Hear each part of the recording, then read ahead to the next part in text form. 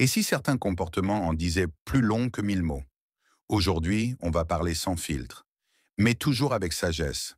Bienvenue sur S'aimer en sagesse, la chaîne où on parle relations, psychologie et vérité qui piquent, toujours avec lucidité. Dans cette vidéo, on va découvrir 9 signes qui peuvent laisser penser qu'une femme a eu de nombreuses expériences sexuelles. On ne juge pas ici. Ce n'est pas une vidéo pour critiquer, mais pour comprendre. Comprendre certains comportements, certaines attitudes, et peut-être mieux cerner les dynamiques qu'on rencontre dans nos relations. Prêt? Allons droit au but. Signe numéro D'accord. 1. Elle parle de Merci. sexe sans tabou, elle évoque ses D'accord. préférences, des anecdotes Merci. passées ou des sujets sensibles, sans D'accord. gêne ni malaise. Cette Merci. liberté de ton montre souvent qu'elle a dépassé la phase de gêne et qu'elle a exploré. Signe numéro 2, elle flirte comme une pro. Une femme très à l'aise dans la séduction a souvent eu l'occasion de s'y exercer. Regard, contact subtil, sous-entendu bien placé. Elle sait jouer du langage non verbal avec maîtrise. Signe 3. Elle reste émotionnellement distante.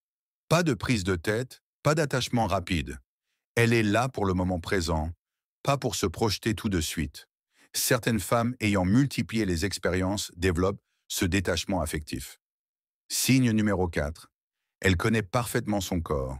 Dans sa posture, sa démarche ou dans l'intimité, tout reflète la maîtrise. Elle sait ce qu'elle veut, ce qui lui plaît et comment l'obtenir.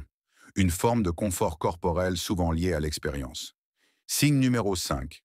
Elle affiche une grande assurance physique, langage corporel ouvert, regard direct, mouvements assumés.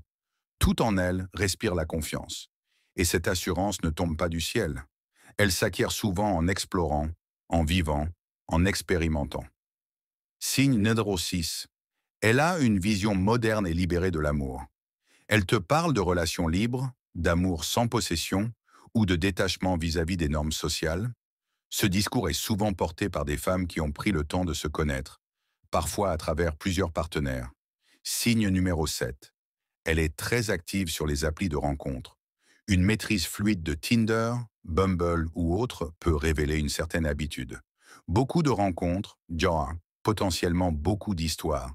Ce n'est pas systématique, mais c'est un indicateur. Signe numéro 8. Elle a voyagé ou vécu dans de nombreuses villes. Les femmes qui bougent souvent multiplient les contextes sociaux et les opportunités de rencontre. Chaque nouvelle ville, chaque nouveau cercle peut amener de nouvelles aventures, sentimentales ou sexuelles. Signe numéro 9.